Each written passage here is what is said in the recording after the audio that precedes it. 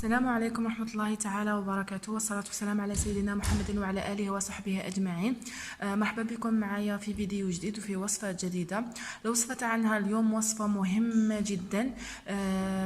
هذه الوصفة يعني مليحة بزاف بزاف للأطفال والرضع، يعني من الأسبوع الأول.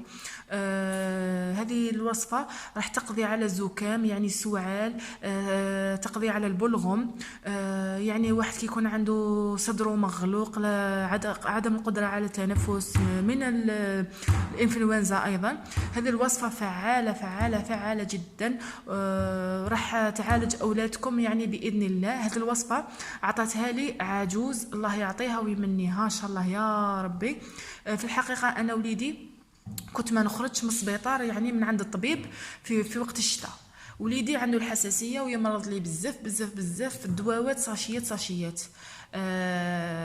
حتى عبالكم كل يوم هاو بالحمى، هاو بالسعله، ونيفو نغلق، راهو صدره نغلق، هاو ما قدرش يتنفس، يعني نسوفري معاه بزاف في وقت الشتاء. بصح ملي اعتمدت هذه الوصفه الحمد لله الحمد لله الحمد لله. يقول لك تسبب يا عبدي وانا نعينك، كل حاجه طبيعيه. وهذه الوصفه يعني امنه جدا، لا ضرر منها، يعني ما تخافوش كامل منها. بون، مكونات الوصفه واش تحتاجوا زيت زيتون، تحتاجوا صابون حجره او صابون زيت زيتون، حنا نقولوا له صابون طرف، صابون حجره او صابون زيت زيتون. هذا تبشروه تسكرفجوه بمبشره. هذه انا راني بشرت منه، هاوليك هذا مبشور تاع الصابون. وتحتاجوا فصين من الثوم، 2 فصوص من الثوم. بون، طريقة الاستعمال هذه الوصفة لازم تستعملوها في الليل. كي تروحوا خدموها في الليل قبل أن ينام الطفل، يعني ديروها له، دفيوه وخلوه يرقد. دوك نوري لكم الطريقة كيفاش ديروها. بون، عفوا، جيبوا وعاء بهذا الشكل، وعاء ديروا فيه هذا الفصين تاع الثوم كما راهم. تحبوا تقسموا مثلا فص على 2 بهذا الشكل، هكا بهذه الطريقه. ديروا فيهم حوالي ملعقه من صابون هذا، ملعقه اكل بهذا الشكل، ملعقه يعني مملوءه بهذا الشكل. خدموا الكميه اللي تحتاجوها هذاك النهار. وديروا فيه حوالي ملعقه او ملعقتين من زيت الزيتون. دوك نقول لكم اسكو ملعقه باسكو انا نخدمها عيني ميزاني، ملعقه واحده تكفي.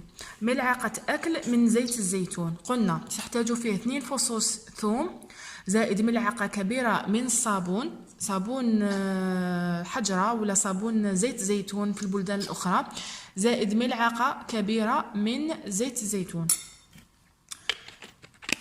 نمزج المكونات جيدا. من بعد هذا وين ديروه في حمام مائي، ولا ديروه في الميكروويف، في حمام مائي او في الميكروويف حتى يذوب الصابون تماما ويصبح شكله شكل الكريم.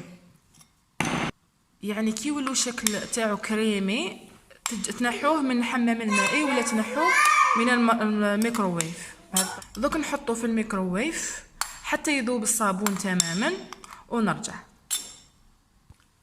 بون، هاوليك الشكل تاعو ولا على شكل كريم. تقعدوا غير تخلطوا حتى هذاك الصابون يعني يذوب تماما ويتجانس مليح مع زيت الزيتون والثوم. كما دوكا ريحه الثوم زيت الزيتون راهم دايرين حاله، يعني هاوليك. كما راكم عارفين باللي الثوم مضاد حيوي، هو مضاد للبكتيريا. الثوم رائع، يعني لو كان ديروا غير الثوم في الحليب وتشربوه الصباح على الخوا ولا تعطوه لاولادكم، يعني راح تتهنوا كامل من الدواوات. بون، طريقه الاستعمال هذا الكريم تدهنوا به الصدر تاع الرضيع تاعكم ولا تاع الطفل تاعكم مهما كان سنه، يعني دهنوا مليح كما دوكا راهو شكل كريمي. ومامتون خلوه حتى يطفى، حتى